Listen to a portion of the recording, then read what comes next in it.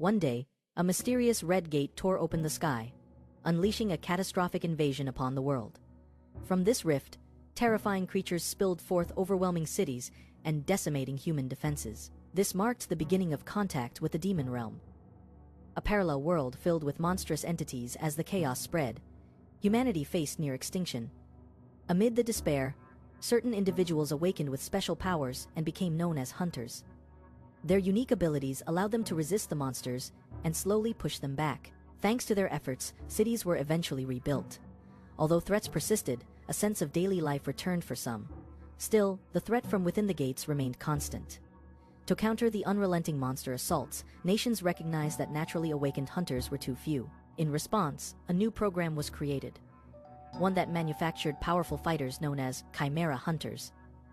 These beings were not born naturally, but constructed through a blend of science and monstrous essence. Through brutal experimentation involving death row inmates, animals, and monster cells, along with minerals from within the gates, synthetic hunters were formed. This advancement allowed mass production of elite fighters, drastically lowering mortality rates among hunters and preserving human civilization from annihilation.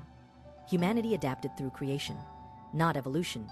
Decades later, in a hidden illegal lab, researchers continued forbidden experiments on Chimera units. One night, 2 staff members inspected the high-grade storage area. Among the subjects was a Chimera labeled Number 7, visibly worn and motionless. Though one technician expressed concern, the other dismissed it, claiming the unit's broken core made it inactive and blind to stimuli. Inside the cage, Number 7 remained still, its monstrous form showing signs of rot and abandonment. The researchers, deeming the subject disposable, performed minimal checks.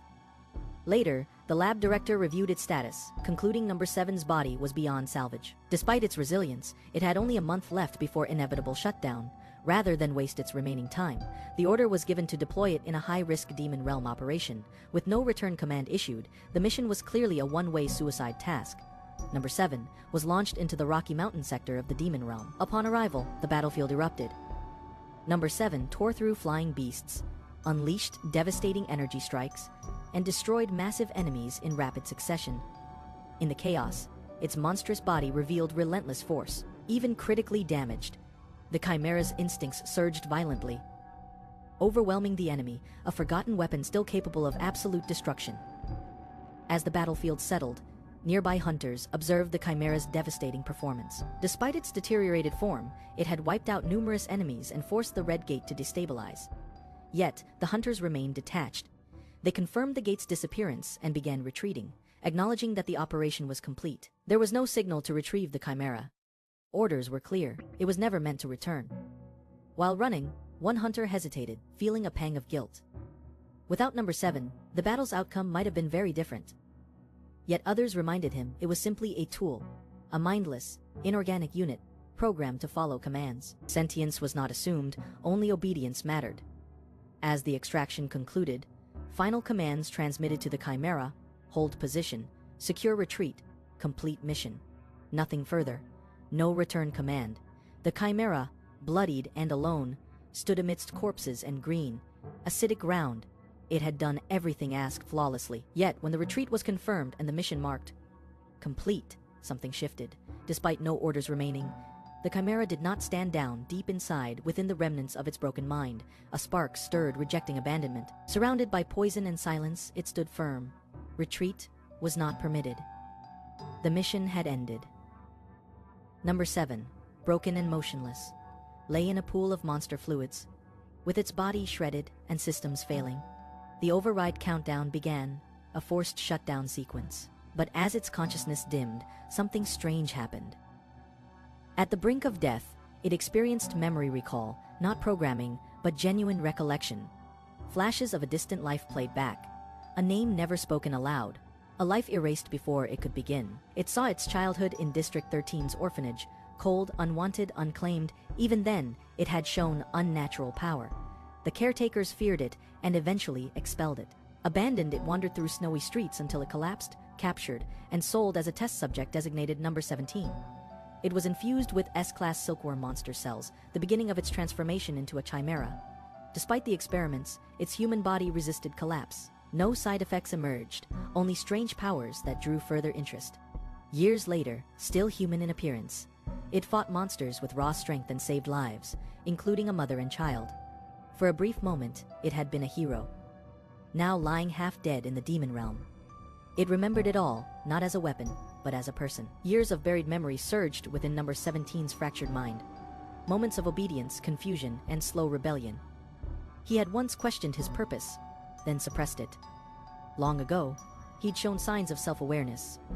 What others called side effects was the emergence of will, not malfunction, but awakening. For decades, scientists pushed him further, injecting over 500 types of monster cells. Yet he never lost his human form. While the lab celebrated his power, they never acknowledged his retained humanity. Labeled the greatest success, he obeyed countless missions, from saving lives to eliminating threats. But he was never seen as anything more than a tool. 3 days before the battle, he quietly fulfilled one final order. As always, he completed the task. But his mind stirred. Now, lying motionless beneath the rising sun, his body pulsed with energy. The ground quaked. The monster cells reacted violently. The death of the Chimera gave birth to something else. A blinding light exploded from his remains. From the crater rose a figure, barefoot, breathless, and human. His monstrous form was gone. Flesh returned, confused. He looked around at the empty battlefield. Am I human again now? From weapon to person, number 17 had revived. Not as a chimera, but as himself, Cheon Dawoon. Cheon Dawoon stood alone in the desert, bewildered by his return to human form. As remnants of his monstrous transformation faded, he realized his body could no longer maintain a consistent human state. The experiments that once merged him with immortal-type cells had ended in failure, or so they thought. Now his altered body showed signs of regeneration, an ability possibly inherited from an immortal-class monster. He had been discarded by those who created him, left for dead, yet revived through the very power they tried to control. With the experiment's side effects gone, Dawoon's mind cleared. The mental fog lifted, and the spells that bound him vanished. The identity he once held as number 17 dissolved. Remembering his original name, he contemplated a life beyond lab tests and forced servitude, no longer driven by vengeance. His desire to reconnect with humanity sparked. Though the path back remained uncertain, he chose to live on his terms. Looking toward the horizon, Dawoon embraced the unfamiliar warmth of freedom. Resolved to reclaim his identity, he began walking. Finding clothes became his first goal, a symbolic return to normalcy. For the first time in years, Dawoon walked not as a weapon, but as a man seeking peace. Dawoon wandered through the forest, contemplating how to make clothes now that he decided to live like a human at a nearby lake. He spotted a large beast's corpse. There were no visible wounds, suggesting it had died from poison rather than a physical fight. Seeing the opportunity, he decided to use the beast's leather. With a blade in hand, Dawoon carefully skinned the creature. He recalled details from past experiments and tried replicating the methods used by researchers. As he cut through the hide, something unexpected occurred. His actions triggered a magical residue still lingering on the beast. A burst of shadowy energy erupted, revealing a powerful passive aura. The dark force momentarily overwhelmed him, though it caused no harm. Realizing he couldn't brute force it, Dawoon backed off to reassess later. He sat by the water, examining the leather. It appeared tough and stiff, perhaps due to the monster's natural defenses. Using trial and error, he worked the material, tanning it by instinct and force. Despite setbacks, he eventually managed to soften the leather and shape it into usable material. Just as he prepared to try it on, the beast's core unexpectedly exploded behind him, catching him off guard once again. Dawoon completed his handmade outfit, crafted from the monster's hide. It fit his body comfortably, though traces of lingering poison were still present. Choosing to ignore it, he turned his attention to the smoldering beast core nearby.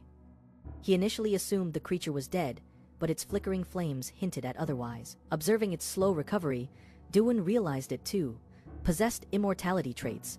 Rather than destroy it, he decided to let it live, recognizing in it a parallel to his own rebirth. Leaving the revived monster behind, he ventured deeper into the wild, determined to secure a shelter.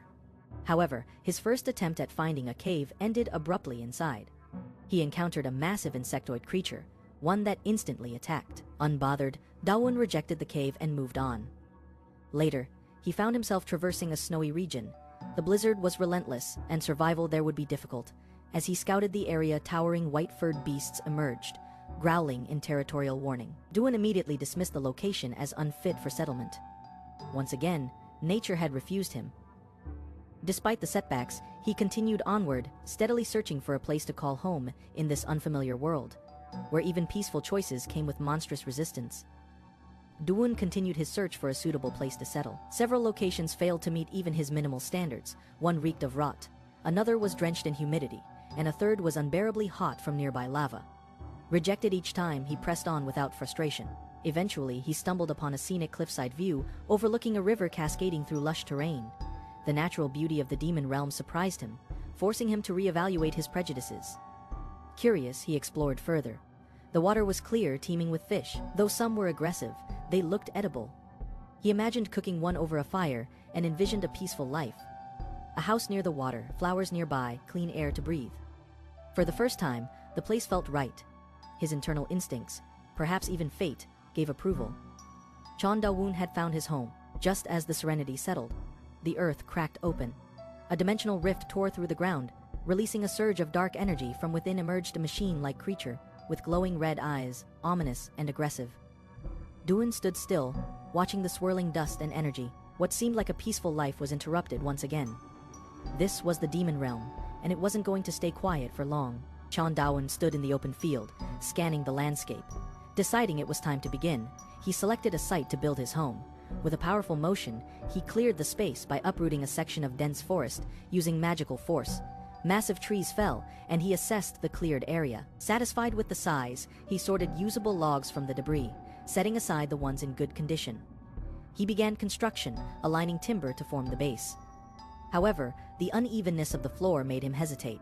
He destroyed parts of the base and restarted, this time trusting his instincts. Adjusting each log manually, he eventually laid a stable foundation and started placing walls.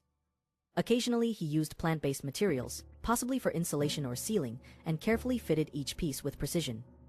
Once complete, he coated the home using silkworm cocoon silk and snail monster mucus. Though it looked cozy, something still felt missing. Recalling old human homes, he remembered scenes from educational videos, families, homes with yards and dogs playing outside. But in the demon realm, pets were not an option. Instead, Dawoon considered starting a vegetable garden. He looked toward a snowy mountain and pondered, perhaps mandragora would grow well here. Dawoon climbed toward the mana-dense peak of the snowy mountain, in search of mandragora. The air grew colder, but his chimera-enhanced body endured it without difficulty. As the snow thickened, memories of his abduction to the lab surfaced, oddly bringing comfort. Unlike then, he no longer feared freezing. Reaching a suitable area, he sensed the mandragora's presence.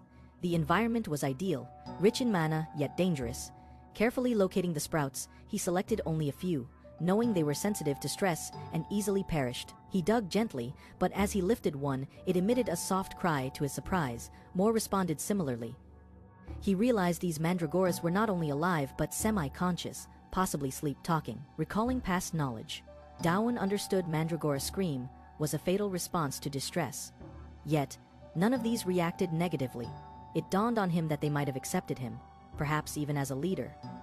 With care, he secured 3 and considered using them later to brew soothing tea. As he prepared to leave, he remembered the fruit they bore could turn deadly if harvested improperly. Just then, distant human screams echoed through the mountains. Sensing danger, he calmly smiled and decided to collect some gatestone before investigating the intruders. While Dawoon foraged calmly in the snow, a group of human hunters nearby were in crisis. Betrayal within the group had left one man as bait while the others fled. As they regrouped, monstrous snow rabbits emerged from the blizzard, vicious and relentless. The hunters barely maintained a protective barrier, but it was cracking fast under the relentless assault. Just as the creatures prepared for a final strike, a massive force erupted in the snowfield, scattering the beasts. Amid the chaos, the hunters glimpsed a lone figure walking toward them. Dawoon, unbothered, emerging from the white haze. The monsters turned their attention to him, but he stood firm. A larger, sinister presence revealed itself. A monstrous entity watching from the shadows. The hunters were stunned by the intensity. Dawoon stepped forward calmly, dispatching the snow creatures with ease. Grateful but confused, the hunters approached. Dawoon introduced himself, sparking recognition in one of them. Realizing he was a chimera, once from the labs, the hunters questioned his presence in such a remote and deadly place. Dawoon explained he was simply living peacefully in the mountains now. Understanding each other, they walked off together, the hunters reflecting on the strange but powerful ally they had just met. After the battle, one hunter recognized Dawoon from the lab. Suspicion lingered. But Dawoon remained calm, clutching the mandragora. As they discussed his presence, the hunters begged for a way back to the human world. Dawoon, though silent, felt conflicted. Just as tension rose, he leapt away, leaving them behind. Moments later, surveillance drones activated. The soldiers gave the order to capture him, but it triggered an automated defense. A mechanical unit descended, declaring the threat. Without hesitation, it launched an attack to eliminate the group. Cheon Dawoon arrived at a snowy battlefield, only to find it deserted. Bloodstains, scattered luggage, and broken gear hinted at a chaotic retreat. The hunters had clearly fled in a hurry, abandoning everything, even their gate stones. Notably, small footprints, those of a child and a creature, led away from the scene. Suspicious, Dawoon recalled reports of an experimental subject, a mechanical creature made from rare liquid metal, capable of shapeshifting. It had escaped during a lab transfer and entered a gate, likely taking the form of a child or dog due to material limits. Despite its size, it had overwhelmed 5B rank hunters alone. Elsewhere, a wounded hunter named Seong-jo was succumbing to demonic contamination. Tae-hoon desperately tried to keep him alive, begging him to hold on for the sake of his unborn child. Just as hope faded, Dawoon appeared, calmly carrying the group's abandoned supplies. Recognizing him, the surviving hunter pleaded for help, offering millions in exchange for a gatestone. Dawoon, initially indifferent, was swayed by the desperation. He accepted the money, handed over a stone, and opened a portal. As they escaped, one hunter realized the irony. Gatestones sold for a fraction of the price in the human world. Dawoon simply moved on. After receiving a large sum of money for the gatestone, Cheon Dawoon felt he had taken too much.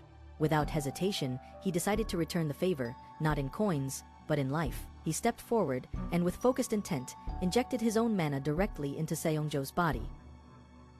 The surrounding energy swirled violently, as the procedure was risky. A single mistake could rupture the mana core, killing both. Yet, astonishingly, the demonic energy poisoning Seong-jo was neutralized, shocked and overjoyed. The wounded hunter stood, no longer in pain. His partner embraced him, overwhelmed. Neither of them could understand how Dawoon achieved it, especially without any magical tools. They could only question who this man truly was. Later, Dawoon returned to his forest shelter. No threats had appeared during his absence. He inspected his spoils, clothing, gear, and even rare plant creatures, who now showed signs of recovery after being replanted. Still, their expressions revealed discomfort. Realizing they lacked nutrients, he offered them mana directly. The creatures reacted joyfully, but Dawoon's moment of peace was cut short. A strange presence appeared nearby. It was the very mechanical creature the hunters had been chasing. As it watched him silently, Dawoon wondered, why had it come to him? Cheon Dawoon, now in his secluded forest, began preparing a simple meal. Ramen. Following the packet's vague instructions, he fetched water from a nearby stream and estimated the amount needed. While gathering ingredients, a large fish suddenly leapt from the river. Dawoon, quick and practical, decided to use it to enhance the flavor of his meal. Climbing a tree, he retrieved eggs from a nest, assuming they'd substitute well for chicken eggs. He returned to camp and placed the ingredients, including the fish, into the pot. Unbeknownst to him, the mechanical creature watched from a distance, puzzled by the idea of a man simply cooking. As the food simmered, forest spirits, the plant-like creatures Dawoon had saved earlier, reacted to the strong aroma. Curious and a little confused, they wondered if this odd smell was what ramen should actually be. The cooking scent spread through the woods, attracting attention. The mechanical creature sniffed the air and silently approached. Intrigued, taking on a dog's form, it drew near, believing that looking like a dog might invoke sympathy. It worked. Dawoon allowed it to sit beside him. When the food was ready, he shared it. As he took his first bite, even he was surprised. The taste was unexpectedly good. As Cheon Dawoon tasted the ramen, a childhood memory resurfaced. His first meal at age 7 in an orphanage. The flavor matched perfectly. Nearby, the mechanical creature enjoyed its meal, pretending to be a dog. Dawoon noticed it faked an injury earlier.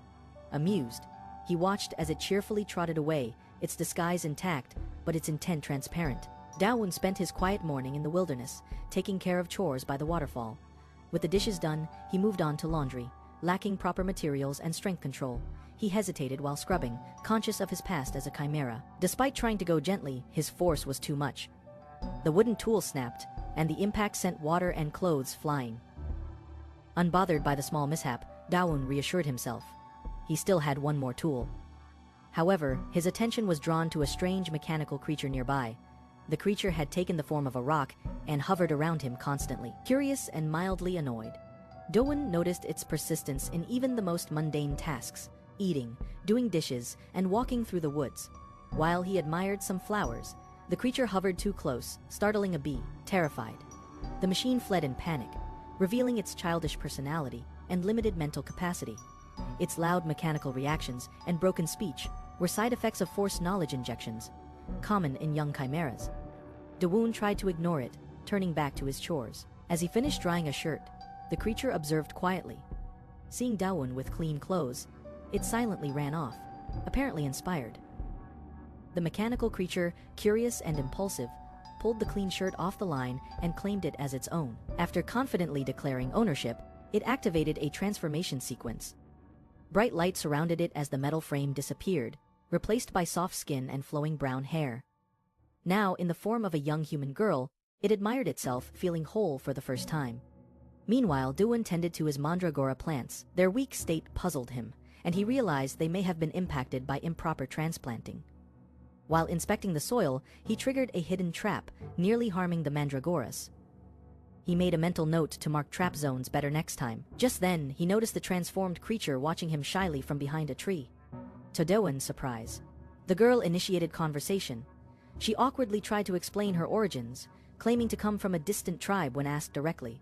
She hastily agreed with his guess about the coconut tribe. With growing energy, she confessed she wanted to live with him. Seeing no harm, Dawoon agreed, on the condition she helps with work. She eagerly accepted and immediately began pounding soil with surprising force, proudly showcasing her strength. Dawoon observed the girl's enthusiasm as she tirelessly worked the soil. He realized she had no intention of hiding her strange origins. Perhaps she didn't even understand what being human meant. When he introduced himself as Cheon Dawoon, she hesitated. Lacking a name, she created one on the spot: Kim Nari, inspired by the yellow forsythia flowers. Nari completed her task with impressive speed, delighting the nearby mandragoras. Dawoon, though impressed, grew pensive. Her behavior and speech hinted at something more artificial, yet she showed an innocent desire to belong. When asked about relationships, she mentioned friends, a concept alien to Dawoon, who had only known isolation in the lab. Suddenly, Nari heard distant cries. A monster, weak and alone, was under attack. She panicked, torn between fear and compassion. Dawoon calmly explained it was common for monsters to prey on one another. But her concern grew, and she confessed seeing the creature earlier. Dawoon offered to check it out, prompting Nari to take action. She rushed into the forest, finding the wounded monster surrounded, screaming at the attackers to stop. She declared she would protect it. A flashback revealed her past, a lab, rankings, and experiments. Now she vowed not to repeat that cruelty. Nari bravely confronted the attackers, unleashing her power to shield the small monster, declaring that ganging up on one creature was wrong. She struck with force later, panicked and teary-eyed. Nari rushed to Dawoon for help. As the creature wouldn't calm down, Dawoon recognized it, recalling a past encounter. Something about the monster felt strangely familiar to him. Dawoon and Nari discover a strange, motionless creature lying on the grass. Concerned, Dawoon inspects it, using his abilities to read its magical signature. He confirms it's not fatally wounded, though it bears a familiar aura from a past encounter. Despite its altered appearance and lighter color, it's the same immortal-type monster from before. Curious about its shrunken form, Dawoon deduces it's severely malnourished. He gives it some mana, believing it will recover on its own. However, Nari grows worried, recalling a haunting memory of the creature collapsing in a similar state. She insists it won't survive without care. Moved, she asks permission to raise it.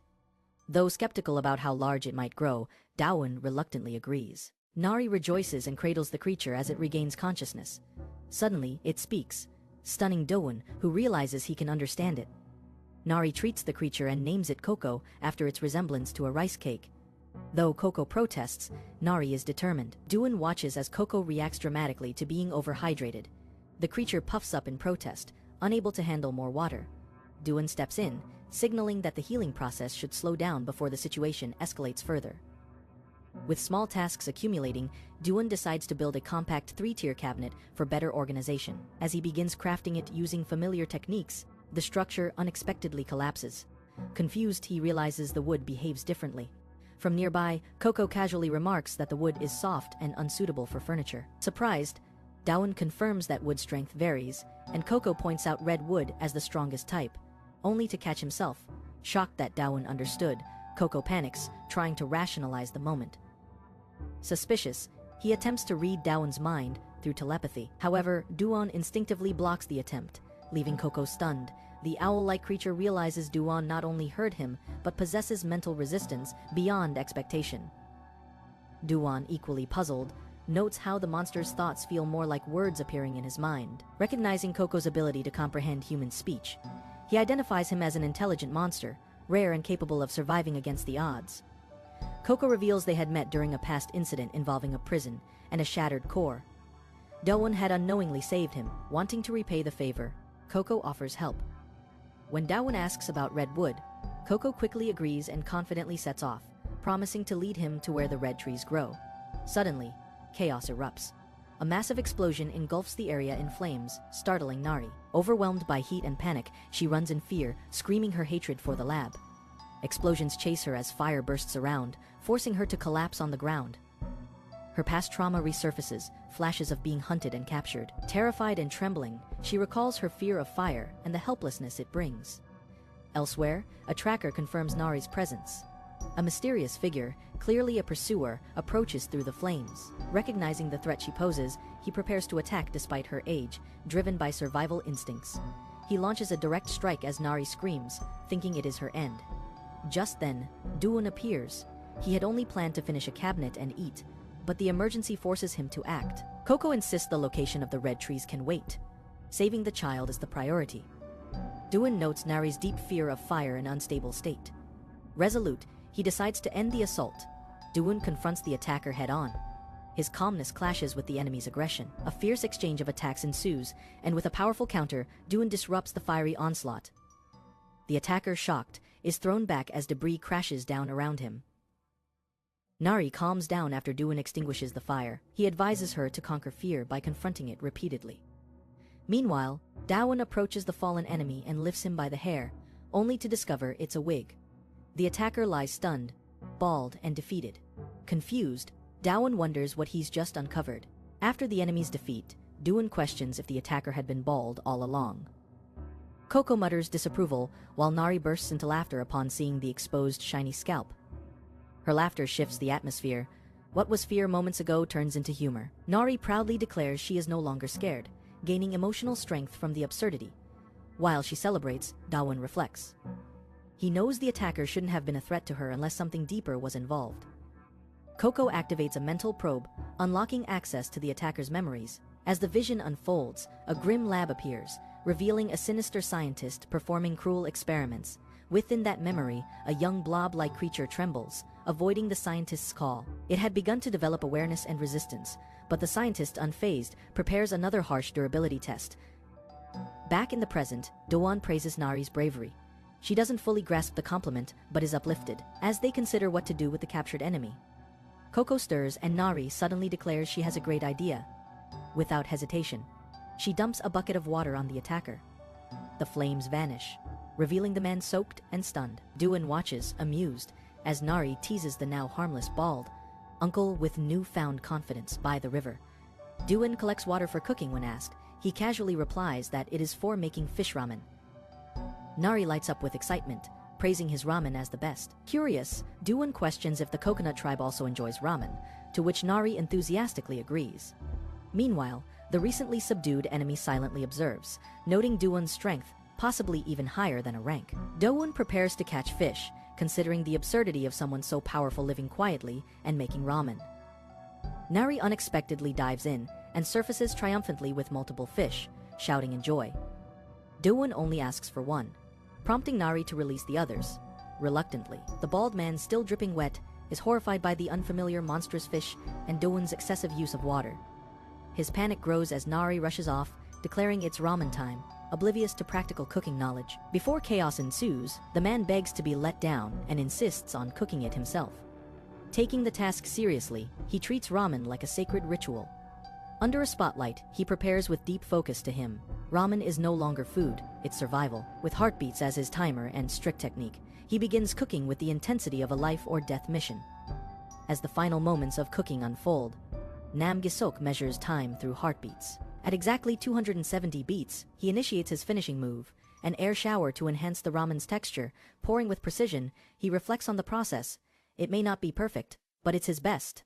With no regrets, he presents the steaming bowl of ramen. Dawoon takes the first bite. Nari and Coco watch with anticipation.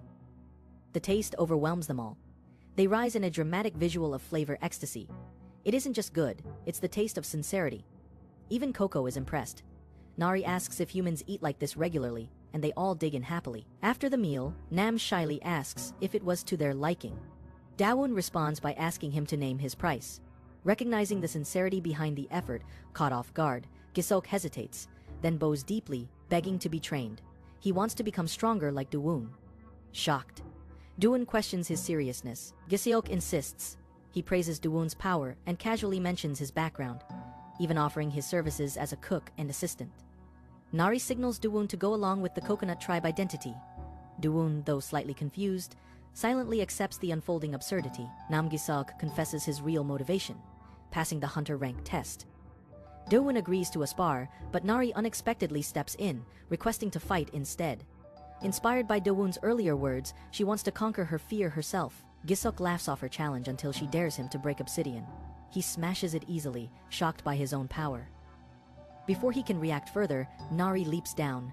Brimming with determination, she calls him out directly and demands a fair fight, signaling her readiness to face her fear head-on. The tables turn, and the real challenge begins, between Nari and the so-called bald uncle. Nam Gisok was once a prodigy, awakening his powers as a hunter at the rare age of 8. While others his age played, he trained and tested, quickly rising through the ranks. Through talent and relentless effort, he advanced to a B-rank hunter before reaching 20, earning admiration and envy from peers. His future appeared limitless, however. Amidst his rapid rise, an unexpected setback emerged: premature hair loss. By the time Gisok was in his mid-20s, his once full crown thinned dramatically. Treatments and consultations across every clinic failed to help. Despite his talent and looks, the irreversible hair loss eroded his confidence and dimmed his once blazing presence in the hunter world. His progress as a hunter plateaued. Once admired, he now wandered isolated and stalled. One night, Gisok lay in a cluttered room, watching an interview with a researcher who spoke of an accidental discovery. A rare mechanical substance, when spilled on his head, miraculously restored his hair. The researcher, nearly 90, proudly flaunted youthful locks. Gisok sat up in disbelief. As the program closed, the researcher dismissed the idea of a balding cure. Furious, Gisok erupted in his eyes. Restoring hair wasn't trivial. It was salvation. A few days later, Gisok discovered a broadcast detailing the origin of the miraculous hair regrowth substance. The liquid, found only in the demon world, was unregulated and unclaimed. Driven by desperation, Gisok declared his intent to find it and dump it on his own head. With no laws to stop him, he rushed forward, determined to claim it soon after. He arrived at a training camp where he was swiftly overpowered by a child named Kim Nari. Despite repeated losses, he endured the humiliation driven by his singular goal. Dawoon, the man overseeing the training, warned him that failing would relegate him to support duties. Gisok begged for another chance. Even as he handled simple tasks, he observed Dawoon with curiosity. Despite working all day, Dawoon remained energetic, sparking Gisok's determination. With his flames blazing, he challenged Nari again, hoping to reclaim his pride. Yet once more, he was defeated by the child's overwhelming strength and advanced ability. Still, Gisok refused to give up. Even as he lay bruised and buried, he smiled, proud to have helped someone conquer their fears. He rose once more, believing that only through enduring these trials could he grow stronger, and perhaps someday restore what he had lost. Even after 9 days in the demon world, Gisok showed no signs of quitting. Bruised and exhausted, he begged for another match. Nose bleeding, barely standing, he was reminded by Dawoon that his stamina wouldn't last much longer against demonic energy. Yet Dawoon acknowledged Gisok's persistence, hinting that he saw a rank potential in him. Gisok was stunned. Though he had failed the A-rank test 6 years in a row, Dawoon's words reignited a spark within him. Encouraged, he pledged to try even harder, unaware Dawoon had only meant he had the spirit of an A-rank laborer. Soon, Gisok volunteered for errands, fetching ramen through a dimensional gate. Nari cheered him on, while Dawoon remained cautious, still unsure about the man's future. Meanwhile, the talking owl, Coco, expressed mild concern about Gisok's unpredictable nature, but also saw value in his sincerity. Back at the cabin, Dawoon and Nari discussed improvements. Dawoon, surprisingly able to understand Coco's speech, proudly pointed out the structure he built with Coco's help. When Nari complained it was too dark inside, Dawoon immediately offered to add a window and lighting. He introduced glowstones, crystals, that could brighten the room at night. revealing yet another way he brought warmth to their unusual world. Dawoon explained that glowstones, their next light source, could be found only in volcanic zones. Dangerous areas avoided even by experienced hunters. Coco, visibly disturbed, revealed he originated from such a place. Nari insisted on joining the journey, despite the risk, having overcome her fear of fire. Dawoon, surprised by her growth, agreed but decided to prepare the necessary gear first. Meanwhile, in Mandragora Valley, strange movement stirred. Far away, the volcanic zone rumbled violently. Lava surged, and a menacing presence awakened beneath molten layers. Glowing eyes emerged in the shadows, watchful, aware. Something dark had begun to rise, as the group unknowingly prepared to enter a deadly and volatile territory. The group entered one of the most dangerous zones in the demon world, a volcanic region ranked among the top 3 most avoided places by hunters. The atmosphere was brutal. Volcanic ash could tear flesh, and toxic gases made breathing lethal. Despite the danger, the team pressed on, with Coco noting how rare and secretive this place was. Dawoon, unfazed, moved ahead, while Nari played by the lava with surprising ease. Coco questioned Dawoon's origins, leading to the revelation.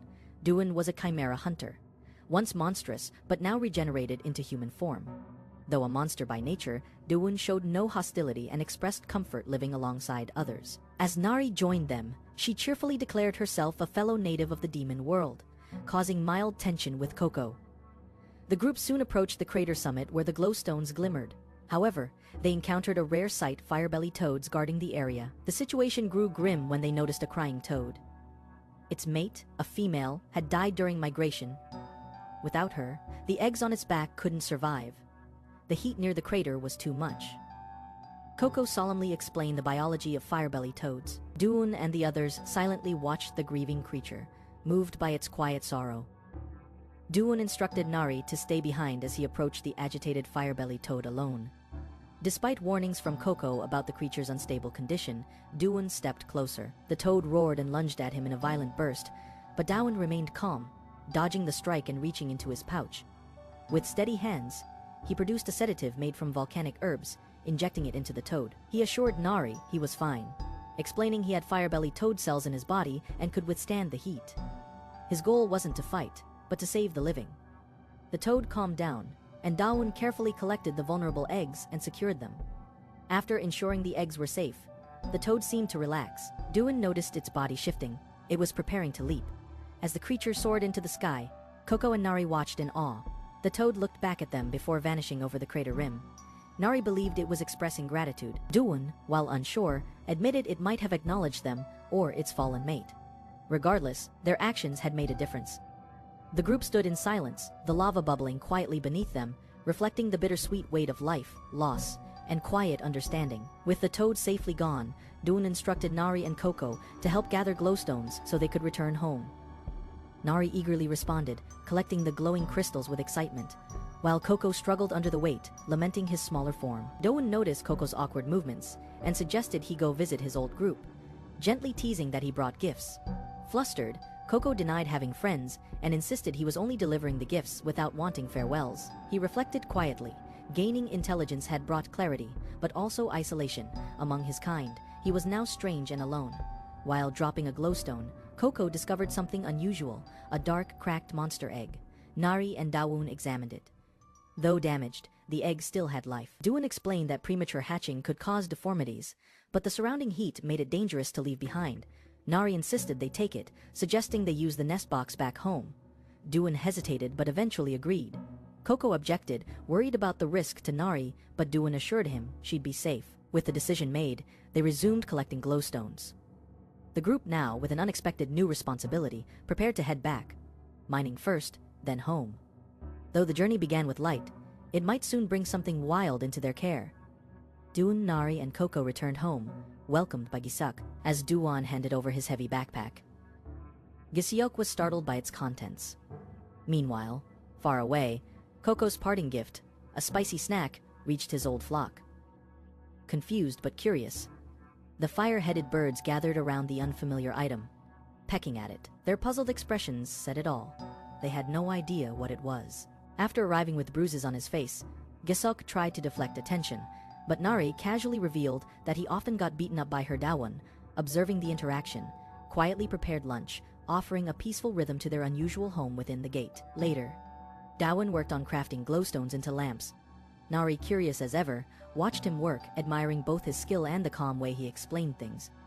She complimented him, comparing his patient, kind nature to her father's. Dawoon asked about her father's well-being in the Cocoon tribe, and Nari hesitantly confirmed he was doing well. As the sun set, the warmth of the moment seemed to melt their worries, especially for Coco, who sprawled on the ground, basking in the fading light. Suddenly, the peace was broken. A large creature emerged, threatening their safety. In response, Coco and two others launched a surprise counterattack, performing a powerful triple snuggle formation ultimate move, knocking the enemy back with force and flair. Later, as tensions cooled, a scuffle broke out among the smaller creatures. Prompting Nari to intervene, Dawoon, unbothered, served freshly made fried tofu pockets, explaining they were a hit with kids, sweet, sour, and irresistibly good. The evening meal had been served, and the group gathered around the table. Gisok eyed the food with approval, but Dawoon pressed him to answer a lingering question: what had happened to his face? Gisok finally admitted he'd visited the Hunter Association for a promotion exam, and had gotten into a scuffle with the class applicants after being mocked for his past failures and receding hairline. As they ate, Gisok recounted how he lost his temper after being teased about his baldness, despite only shaving his head. His pride wounded, he defended himself with a long explanation about hair loss, irritation, and medical nuances. Dawoon accepted the rant with a quiet apology before asking about the exam's timing. Gisuk revealed it was in 60 days. Dawoon wasted no time and assigned Gisuk to special training. The task: dishwashing and cleaning glowstones. Despite his protests, Gisuk was overruled. Meanwhile, Nari and Coco were cheerfully assigned fishing duty. Internally frustrated, Gisuk rationalized the menial chores as part of a greater purpose. Determined not to be underestimated, he declared himself a man forged by sheer effort. As the sun dipped lower, Nari struggled with her fishing line, and Dawoon mused that aquatic monsters caused more chaos than they were worth. As the day wound down, Gisok sat with Dawoon to train further. Despite his struggles with mana control, he was eager to improve. Dawoon handed him a glowstone infused with demonic energy, instructing him to hold it. The raw force overwhelmed Gisok at first, but Dawoon calmly guided him, teaching that he already possessed sufficient mana, just lacked refined control. With Dawoon's instructions, a visual path opened within Giseok's core. He focused, channeling his energy precisely. Eventually, he succeeded in suppressing the demonic aura and activated the glowstone. Elated, Gisok celebrated loudly, declaring his breakthrough as a triumph of will and training. Dawoon, amused, noted Gisok's surprising adaptability, even calling him domestic, for how seriously he took it. That night, under a full moon, the camp settled into sleep. Inside the cabin, Nari, Dawoon, Gisok, and the others rested peacefully. But not all remained quiet. Coco, awakened and restless from an earlier nap, stirred in the dark. Noticing Nari leaving the room silently, Coco became alert. Something was off. Nari was heading out alone, under the eerie glow of the moon.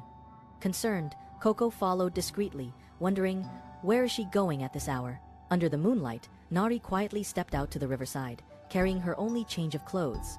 She began washing them by hand, determined to clean the outfit Dawoon had given her. As she scrubbed, she muttered to herself, unaware that Coco and Dawoon had followed her from a distance. Coco noted that Nari had no spare clothes, explaining her nighttime errand. Despite the chill, Nari cheerfully finished her task. She admired the clean result, proud of her effort.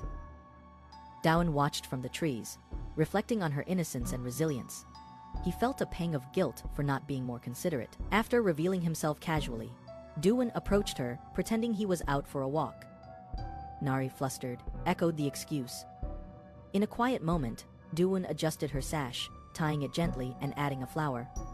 Nari lit up at the gesture, saying it looked just like his. A sudden noise startled them, but it turned out to be a harmless monster. Later, as they stood beneath the stars, Dawoon asked if she needed anything. Nari declined, insisting she was happy with what she had.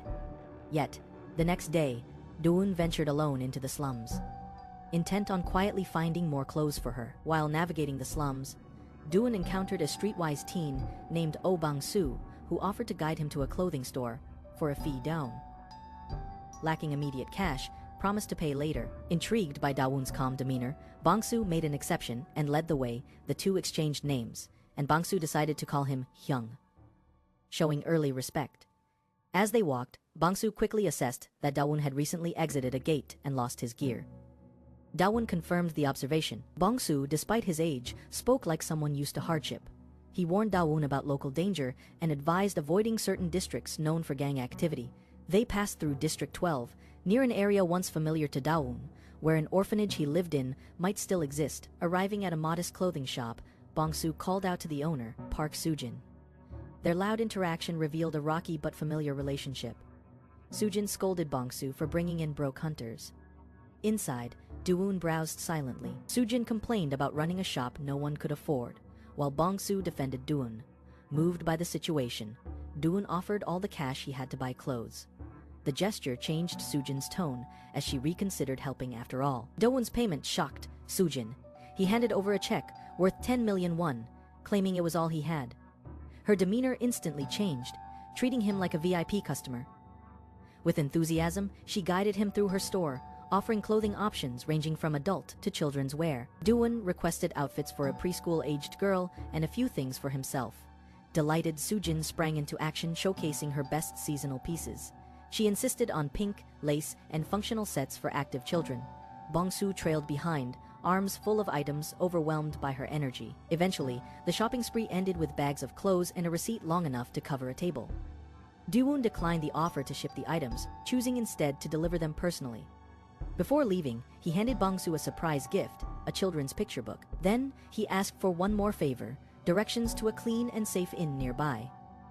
Bongsu led him there, curious. Dawoon paid for a full month's rent in advance and handed over the room key. He told Bongsu to stay safe, eat well, and rest properly.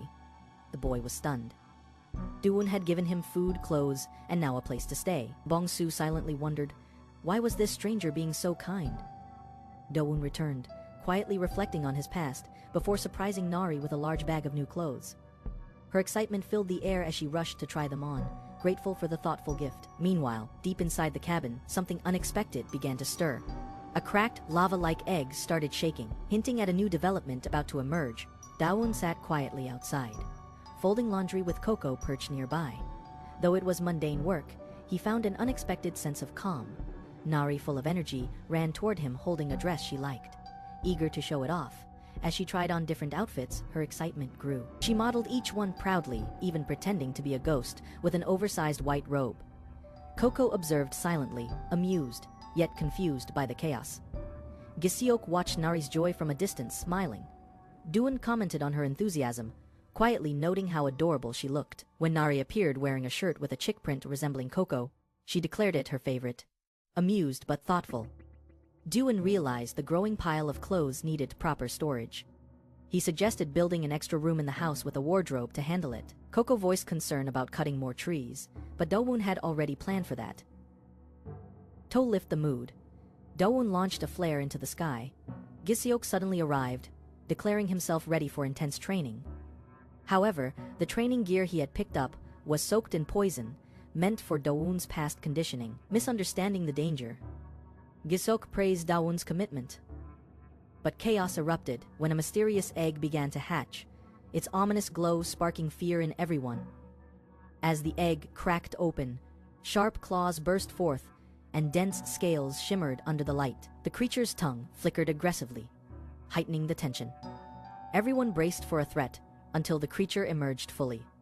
Despite its fierce features, it turned out to be a small, wide-eyed lizard, with a round head still wearing part of its eggshell. The atmosphere shifted from fear to surprise. Nari and Giseok were immediately charmed by its cute appearance. The baby monster jumped onto the table, then leapt straight at Giseok's face, wrapping around him. Chaos followed, but the creature seemed harmless. Later, while Giseok worked under the influence of a toxic training outfit, he couldn't shake the feeling that the monster was watching and silently judging him. Meanwhile, Dawoon finished folding clothes and relaxed. Nari noticed the creature eating their bread, yet it remained calm and obedient. They concluded it must recognize Nari as the one who helped hatch it. Delighted, she named it Sasa, after its snake-like form. As Sasa played with Nari, Dawoon and Coco reflected on its volcanic origin. Coco warned they must monitor the mandragora plants, since monsters from volcanic zones considered them a rare delicacy in the distance. Sasa was already dashing toward them. As Sasa dashed toward the mandragoras, Dawoon and Coco noted a key concern: monsters from volcanic zones craved plants with strong demonic energy. The mandragoras, rich in such power, were a guaranteed target. Sasa lunged toward them, its predatory instincts igniting, revealing its role as their natural enemy. The group watched in tense silence. Giseok, Nari, and Dawoon stood with Coco. Surprised by the sudden confrontation, Nari offered to intervene, but Dawoon decided to let nature take its course. In the demon realm, conflicts often resolved through establishing hierarchy. The mandragoras responded swiftly, forming a defensive triangle. Sasa charged at the smallest one, but the lead mandragora blocked the attack. Then, the second countered with a staff strike, which Sasa parried using its tail. As the third joined, Sasa was momentarily overwhelmed. Despite its fierce moves, Sasa's expression suddenly changed. Bruised and flustered, it began to tear up. Nari guessed. It was the first time Sasa had ever felt pain. As it cried and backed off, Dawoon acknowledged the outcome. Today, the mandragoras had won. Giseok was oddly impressed by the exchange. Without missing a beat, Dawoon shifted back to work mode, prompting Giseok to get moving again. Much to Coco's disbelief, far above the ocean, a powerful winged figure surged upward, its muscular form cloaked in tattered garments and lined with glowing blue crystals. With teamwork in full force, Giseok hauled logs, while Nari and Sasa applied pace to the joints. Coco oversaw their speed, shouting for more effort. Nari, excited, worked eagerly, brushing the adhesive onto the wood. Meanwhile, Dawoon quietly folded clothes, organizing them in a newly constructed wardrobe. Time passed from day to night. After 2 exhausting days, Giseok collapsed in front of the finished log structure, emotionally overwhelmed. He had worked without sleep, pouring everything into completing the clothing room. Though unsure if he followed Dawoon's instructions correctly, Dawoon assured him the result was even better than expected. Later, the team gathered around the new structure. A soothing floral scent drifted from it. They all noticed it smelled like lavender. Dawoon explained he had chosen fragrant wood, so the clothes would absorb a pleasant aroma. Even the mandragoras and Sasa were seen relaxing nearby, enjoying the calming air as they rested. Naming discussions for the young lizard resumed. Giseok suggested Snake Chick, which Dawoon dismissed. Nari proposed Pee-Pee, but it clashed with Coco's name. Dawoon eventually suggested keeping Sasa, which everyone agreed on. Finally, Dawoon began to consider securing the house's perimeter, wary that even powerful monsters might appear when least expected. Dawoon began planning a stronger defense for their growing home, aiming to use materials tougher than regular stone. Coco suggested the coastal area, rumored to contain yellow glowing quartz. Both sturdy and visually appealing, Dawoon envisioned using it for fences, with luminous stones added underneath for a warm nighttime glow. Excited, the group prepared to depart, but Giseok suddenly panicked, warning them about the coastal area's dangers. It was a zone no one below a rank dared to enter. 2 disaster-level monsters were said to inhabit it, escaped chimeric hunters from a failed experiment. Elsewhere, in the skies above the coast, 2 winged humanoid creatures soared, their bird-like faces and muscular human forms confirming the rumors. Observers hidden below activated tracking magic to monitor their movement. One of the flying monsters was struck by a projectile, causing it to veer away. The observers celebrated the hit and chose not to pursue. Instead, they planned to wait until the creatures returned to their hiding place. However, one of the creatures, rather than fleeing, sharply changed course and flew directly at them. Shocked, the trackers realized the monster wasn't escaping, it was retaliating. The calm plan was suddenly spiraling into a potential confrontation none of them anticipated. As the winged chimera charged, the enemy commander shouted for magical barriers to be raised, but the creature crashed through the defense shield in a single strike, sending shockwaves across the battlefield. The force stunned everyone. Dawoon watched intently as the chimera landed, scanning the area with keen eyes. With sudden motion, the chimera dove down, locking its claws on the scent trail. The squad panicked, attempting to reinforce their defenses. The commander warned them not to provoke the beast, but it was too late. The chimera burst through, knocking soldiers aside before retreating just as quickly. Dawoon and the others observed from a distance. To Nari, the chimera appeared to be attacking people, but Dawoon sensed otherwise. It didn't behave like a typical threat. Meanwhile, agents monitoring the area discussed the unexpected clash. One man, now cautious, recalled bringing a tracking device to monitor the chimera's path, aware something bigger was at play. On landing, the chimera made eye contact with Dawoon. Something about him seemed to resonate. Then a scent in the air triggered buried memories, images of cold labs, numbered arms, and surgical tables. Dawoon froze. The familiar smell confirmed it.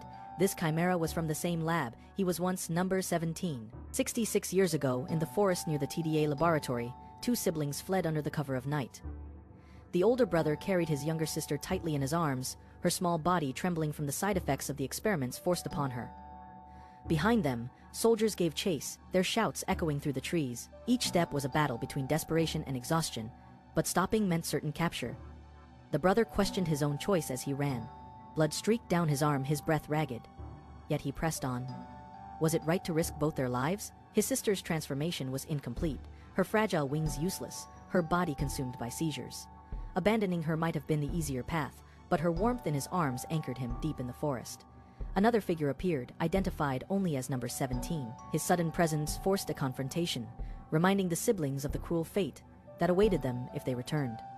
Experiments, suppressants, and the looming detonation spell chained them to the laboratory. Survival seemed impossible. But the sister's quiet plea sparked defiance. She longed for even a single day of life beyond the cages. Her words lit a fire in her brother's heart. Rising with renewed resolve, he unfurled his wings against the darkness. Life's worth was not measured by its length, but by the freedom within it. A glowing gate opened before them, its swirling energy pulling at the air.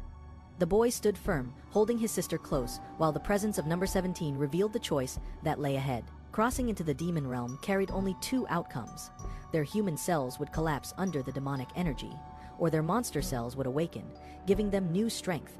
Either way, it was a path away from the lab's chains. The risk was immense, yet it also carried hope. On the other side, the detonation spell would lose its grip, leaving them free from the lab's cruel countdown. Survival as humans was uncertain, but the chance of even one day of freedom outweighed the certainty of death behind them. When soldiers closed in, the decision was made. The siblings stepped into the gate, light enveloped them, and a new world appeared. Bright skies stretched endlessly above, unfamiliar land beneath their feet. The boy introduced himself as Cheon Dawoon, while his companion revealed his name as Ubeum. For the first time, their bond was acknowledged with names, not numbers. Years later, memories blurred. Ubeum, altered by countless experiments, carried the ability to erase fragments of his past. Despite the scars, he remembered the boy who once ran beside him. Now, among strange tribes and unlikely allies, their journey continued. Not as lab subjects, but as survivors searching for a future worth living. By the shore, a massive nest, like home, stood tall, crafted with the care of Sparrow Uncle. It blended into the seaside, resembling the haven of a bird, yet solid enough to shelter his visitors. The group entered, greeted with the aroma of food. From the fire came grilled clams, large and glistening, topped with red moss and butterfruit from the demon realm. The children marveled at the feast, their hunger sharpening their delight. Tasting the dish brought immediate surprise. The flavors burst with freshness, as though the ocean itself had been captured on a plate. The red moss added a depth that amazed even Dawoon, who rarely showed reaction. Laughter and wide smiles filled the beach, and the children eagerly begged for more. Sparrow Uncle, pleased by their joy, admitted his ingredients were gone. The younger ones volunteered to gather clams themselves, their excitement briefly washing away the weight of their past. Later, as the waves lapped against the sand, Dawoon and Ubeum spoke quietly. Talk of revenge arose, the memory of the laboratory lingering in both their hearts. Yet Dawoon's resolve wavered. He confessed his current life, though fragile, was worth protecting. Ubeum agreed, but reminded him of the detonation spell still inside their bodies, a threat that remained unresolved. As they sat facing the sea, Dawoon studied Ubeum's form. His wings remained, unchanged by choice. He refused to look normal, while his sister bore her altered face for him. Sharing her burden was the only way forward. The truth of his condition weighed heavily. His body had little more than a month left to endure once. He had balanced mana and demonic energy, clinging to survival in the harsh world he was thrown into. Through that balance, peace had been possible for a time. But the harmony eventually broke. His mana hole tangled, and the demonic energy surged out of control. Desperation drove him to force it open, only to damage himself further. Now his strength waned with every passing day. While his sister remained in fragile sleep, her body sustained by poisoned fruit, hope still lingered in the form of mandragora, a rare plant said to mend damaged mana holes. Yet before he could act, corruption overwhelmed him. The energy twisted his body, and the once familiar figure became a monstrous form, consumed by uncontrollable rage. Cheon Dawoon encountered a monster with the body of a man and the head of a hawk, who was stunned to hear he might survive. Calmly, Cheon Dawoon explained he had studied pharmacology and had found a solution in the form of a rare plant-type monster called a mandragora. When pulled from the ground, the mandragora screamed, but its hidden value lay beneath the surface. Its leftover roots, seemingly insignificant, absorbed demonic energy underground and multiplied into new sprouts. These roots, once refined into water by an alchemist, showed exceptional healing effects, even capable of restoring mana holes. Realizing this, Cheon Dawoon decided to retrieve some mandragora roots. Despite the hawk-like monster's surprise, Cheon Dawoon volunteered without hesitation. But acquiring refined water wasn't simple. It required an alchemist, and due to a curse, the monster couldn't leave the demon realm. Cheon Dawoon, unaffected, offered to go in his place. As a trade, he asked the monster to look after the others during his absence. Before departing, Cheon Dawoon mentioned payment would be necessary. With no money, the monster hesitated until Cheon Dawoon pulled out a massive backpack. It contained all the supplies a hunter would bring. Confident it would suffice, he set off. Cheon Dawoon met Bong-su, now his self-proclaimed guide, as they searched for a skilled alchemist in the city's slums. Bong-su revealed his motivation. He wanted to grow strong like Cheon Dawoon. Soon, they reached the Alchemy Association. As Cheon Dawoon and Bong-su reached the Alchemy Association, they noticed a man speaking nervously on the phone. Bong-su identified him as branch manager Kim, who once worked at a prestigious branch for 20 years. However, his demotion to the slums was the result of internal corruption. While manager Kim had tried to expose embezzlement by his superior, he was instead labeled a troublemaker and transferred. Now burdened with debt, he continued to receive calls from loan sharks.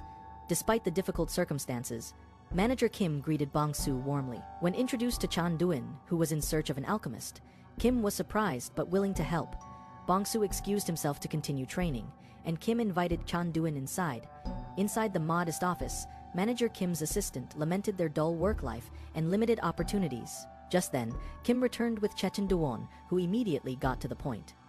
He needed 2 liters of refined water using mandragora roots. His precise knowledge and confident tone left the staff puzzled, especially since high-ranking alchemists were rare in such a place. Manager Kim hesitated, claiming there was no material to work with. Cheon Dawoon then presented a sample of mandragora roots. The room was stunned. The assistant confirmed the roots were genuine, filled with dense demonic energy. Even more shocking was their pristine condition. As if freshly harvested, manager Kim and his team had never seen such perfect specimens before. To pay for the manufacturing cost of refined water, Cheon Dawoon offered high-grade materials sourced from the coastal region. As he opened his bag, a dazzling array of rare items stunned the staff. Among them were demon, realm giant clams still alive, and the elusive S-rank black pearls, items even the headquarters had rarely encountered. He also revealed red moss, a recently discovered ultra-rare ingredient essential for high-grade potions. The staff was in disbelief at the rarity and value of the materials. Cheon Dawoon casually confirmed these items should cover the cost. In response, one assistant exclaimed that the value far exceeded the cost. It was enough to buy an entire building. They quickly rushed off to retrieve proper appraisal equipment. While waiting, Cheon Dawoon noticed an old mandragora specimen in a display jar. He asked about it, and Kim explained it had been dead for years and was kept for research. However, when Cheon Dawoon infused the jar with mana, the plant reacted instantly. Shocked, manager Kim realized it was still alive, barely surviving in a dormant state. This unexpected discovery further impressed the onlookers. Suddenly, Executive Director An arrived, flanked by twin subordinates. His presence was both commanding and ominous. With a sneer, he mocked manager Kim's humble office and revealed he'd come after hearing extraordinary items had appeared in the slums. Identifying Cheon Dawoon as the source, he demanded Cheon Dawoon follow him to Gold City, offering proper treatment. Cheon Dawoon declined, still loyal to working with manager Kim. Executive Director and tried to entice Cheon Dawoon with promises of exclusive contracts, bonuses, and tax benefits. He belittled the slum office and claimed Cheon Dawoon's talent would be wasted there. Cheon Dawoon, unfazed, pointed out a wart on An's nose and questioned his family name, guessing a relation to someone named Bokdeok. Director An laughed proudly, confirming it. His grandfather was a famed figure, who had even won the Gold Peace Prize. But Cheon Dawoon's expression turned cold. Memories of torment surfaced, of being treated like a monster, of crawling across a blood-stained floor, of a tortured past linked to Chimera experiments. Cheon Dawoon rejected An's legacy with scorn and unleashed a blast of mana that sent Director An crashing. As Director An staggered, Cheon Dawoon confronted him. He accused Director An of using inherited power to exploit others. Cheon Dawoon's tone turned serious as he demanded information about the TDA Laboratory, a name clearly tied to his traumatic past. His aura flared with power, leaving no doubt that this was no ordinary confrontation. The room held its breath, as Cheon Dawoon prepared for the answer that might change everything. As Dawoon asked Director, and if he exploits the weak like his grandfather once did, he became furious. Director An's silence confirms more than denial could. Dawoon demands an answer and mentions the Ida Research Institute. The name shocks Director An, who pretends ignorance, but another witness reveals Bak Deok's connection to the illegal lab. Director An defends his grandfather, claiming he was a hero who donated his fortune to victims and received the Gold Peace Prize. Dawoon smiles bitterly, hinting the truth is darker than public records. He brings up the mysterious fall that caused the grandfather's death, catching an off guard with private knowledge. A flashback reveals Dawoon pushing the grandfather out the window. The man had experimented on children, turning them into chimeras. Dawoon vows to act when the time is right, tied to re-entering the institute chained and altered. Dawoon recalls the beginning of his monsterization. His memories blur, lost to instincts and orders. Now human again, he suspects the institute may have changed names. Manager Kim cheerfully returns with 2 bottles of Mandragora mana water. Dawoon praises the alchemist's speed and Kim modestly credits the materials. Kim agrees to help further and Dawoon observes his competence and good character. Dawoon offers Manager Kim all his remaining rare combination materials in exchange for a personal contract. Kim is shocked. Such materials could buy a building. His hands tremble at the sudden offer. Overwhelmed, he tears up and confesses his roots in the slums, recalling his family's hardships. On the battlefield, Jaya stands transformed, her berserk form looming over her companion. Dawoon silently regrets not foreseeing her berserker state. She lets out a wild roar, completely consumed by her monstrous instincts. Her companion arrives too late, his body injured from the confrontation. A young girl rushes to check on him while a flying creature hovers nearby. Despite his wounds, the companion vows to keep his promise to Dawoon. He charges forward, recalling Jia's past bravery and their bond. He aims to end it before she loses herself forever.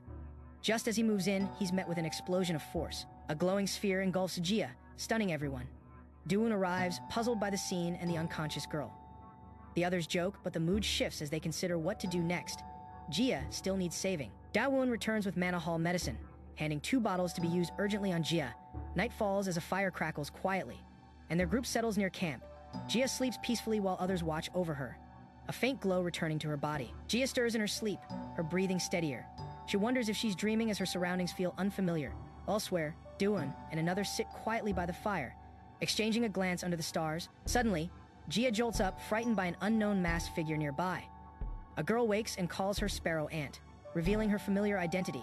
Realizing she is awake and safe, Jia joins the others by the fire, shocked to hear about her Mana Hall. Jia checks her Mana Hall and is surprised to see it healed. She asks about the people surrounding her and is told she once wished to see one of them again. Jia realizes that Dawoon is number 17's, a long-lost figure from her past. Jia confirms it's really him, number 17, who saved them again. The group acknowledges him silently as a protector, though still emotionally distant. Jia smiles, grateful, and thanks him twice. Sincerely for saving them, a girl notices a mysterious glow near the shore and excitedly runs toward the sea. She spots sparkling lights in the water, mesmerized by the sight. Jia identifies the creature as a sea fairy, a nickname for a deep-sea seahorse monster. The fairy is said to rise to the surface at night to play, returning deep below by sunrise. Dawoon mentions that following it could lead to discovering yellow glowing quartz. Elsewhere, in a dark office, a man questions the mechanical creature's whereabouts. Officials report the creature being seen in forests, and now likely hiding in a coastal region. Hunters who pursued it return with no memory, their trackers wiped clean. Director An contacts one of them, asking if he